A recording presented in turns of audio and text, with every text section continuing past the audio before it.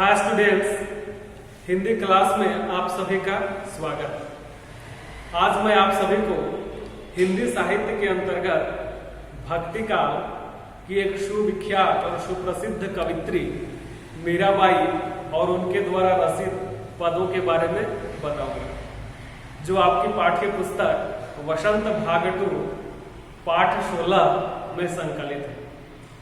तो सबसे पहले मैं मीराबाई के बारे में संक्षेप जीवन विवरण दे देना चाहता हूँ। ठीक है, तो मीराबाई के बारे में हम लोग जानते हैं। मीराबाई का जन्म 1516 ईस्वी में हुआ था। कब हुआ था इनका जन्म? 1516 ईस्वी में। कहाँ हुआ था? तो कुर्की राजस्थान में हुआ था। राजस्थान राज्य के कुर्की गांव में हुआ था। इनके गुरु का नाम क्या था बच्चों? इनके गुरु का नाम था रैदास, जिनको रविदास भी कहा जाता है। ठीक है, और इनके द्वारा जो लिखित रचनाएं हैं वो हैं गीत गोविंद टीका और नरसिंह जी का मायरा। और 1546 ईस्वी में इनकी मृत्यु हो जाती है। मीराबाई बचपन से ही कृष्ण की अनन्य भक्त थी। कृष्ण की क्या थी? अनन्य भक्त थी। इसी के कारण मात्र उन्होंने 30 साल का एक लघु जीवन जिया था, लेकिन 30 साल की अवधि में अपना संपूर्ण जीवन कृष्ण के एक निष्ठ प्रेम में बिता दिया।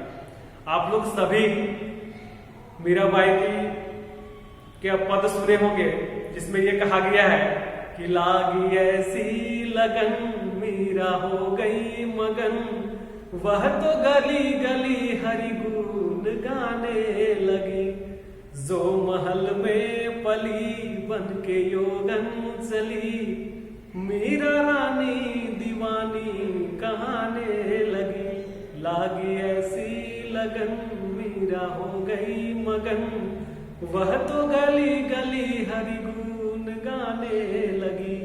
यानी कि वो एक रानी राजघराने से ताल्लुकात रखती थी, क्योंकि जन्म हुआ था एक राजघराने में, विवाह भी एक राजघराने में होता है, और सारी लोक लाज मर्यादा को त्याग कर छोड़कर कृष्ण की अनन्यता को स्वीकार कर लेती है।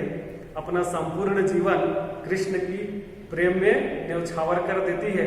इसी के कारण वो कवित्रियों की एक श्रेणी बनती है, भक्त कवित्रियों की, उसमें सर्वश्रेष्ठ और सर्व प्रमुख मानी जाती है। ठीक है, उन्हीं के द्वारा रचित भोर और बरखा कविता के बारे में मैं आज आप सभी को बताऊंगा। तो आइए हम लोग भोर और बरखा कविता का आनंद लेते हैं। ठीक है, वो कविता है कि जागो बंसी वारे ललना, जागो मोरे प्यारे, रजनी बीती भोर भयो है, घर घर खुले की मारे, गोपी दही मथत सुनियत है कंगना के झनकारे, उठो लाल जी भोर भयो है सुरनर ठाढ़े द्वारे, ग्वाल बाल सब करत कुलाहल जय जय सबद उचारे, माखन रोटी हाथ में लीनी गौवन के रखवाले, मीरा के प्रभु गिरधर नागर शरण आया को तारे।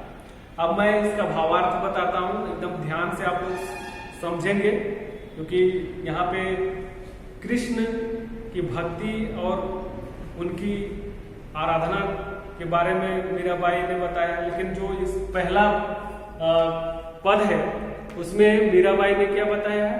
तो चूंकि भोर और बरखा नाम है कविता का, तो इसमें ब्रज, जहां श्री कृष्ण निवास करते हैं, जिसको ब्रज गांव कहते हैं, उस गांव के भोर यानी सुबह का मनोरम चित्रण मीराबाई ने किया।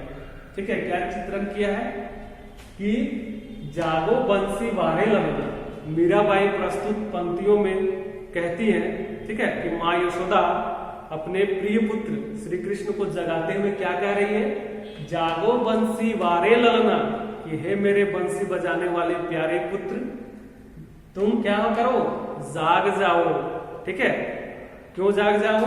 क्योंकि रजनी बीती, रात बीत गई है, भोर भयो है, क्या हो गई है? सुबह हो गया है, रात बीत गई है और सुबह हो गया है, घर घर खुले की मारे, और सभी घरों के दरवाजे क्या हो रहे हैं? खुल रहे हैं। क्यों खुल रहे हैं? क्योंकि सुबह हो गई है, इसलिए तुम भी निद्रा से जाग जाओ, ठीक है, क्योंकि रात बीत चुकी है और सुबह हो गई। गोपी दही मथत, ठीक है, गोपियां भी क्या करने लगी है, सुबह हो गई तो दही मथना शुरू कर दी है, जिसके कारण सुनियत है कंगना के झनकारे, जिसके कारण उनके कंगन की आवाज अर्थात चूड़ियों की आवाज चारों तरफ झंकृत हो रही है, गुंजायमान हो रही है, क्योंकि दही जब वो मथ रही है तो उनके हाथों की चूड़ियां क्या हो रही है, आपस में टकरा रही है, जिसके कारण एक मधुर ध्वनि का प्रस्फुटन हो रहा है जो छनकार पैदा कर रहा है, ठीक है।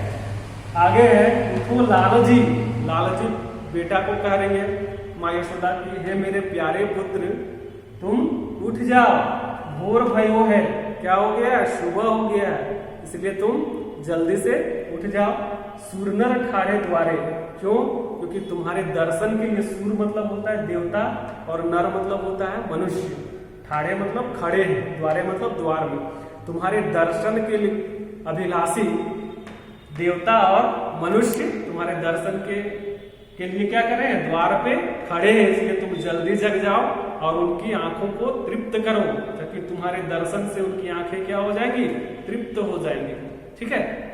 उसके बाद आते हैं ग्वाल बाल सब करत कुलाहल, जो तुम्हारे बाल सखा हैं वो लोग क्या कर रहे हैं, शोर मचा रहे हैं। कैसा शोर मचा रहे हैं, तो जय जय शब्द उच्चारे, वो तुम्हारी जय जयकार कर रहे हैं, ठीक है, क्या कर रहे हैं, तुम्हारी शोर करके तुम्हारी जय जयकार कर रहे हैं, ठीक है।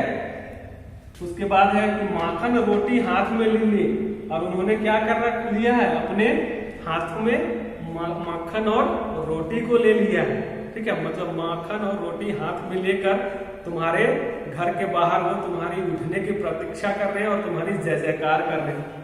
गौवन के रखवारे, गौवन के रखवारे यानी गाय का रखवाला करने वाला, तो गौवन के रखवारे मतलब ग्वाल बाल को कहा गया, ठीक है, कि वो लोग क्या कर रहे हैं, हाथ में माखन रोटी ले लिए हैं और तुम्हारे जगने की प्रतीक्षा कर रहे हैं कि कब तुम जगोगे, और उनके साथ माखन रोटी लेकर गायों को चराने के लिए या गौचारण के लिए वृंदावन के जंगलों में जाओगे, इसलिए वो तुम्हारी प्रतीक्षा कर रहे हैं, जल्दी से तुम उठो और उनके साथ गौचारण के लिए वृंदावन जाओ, ठीक है।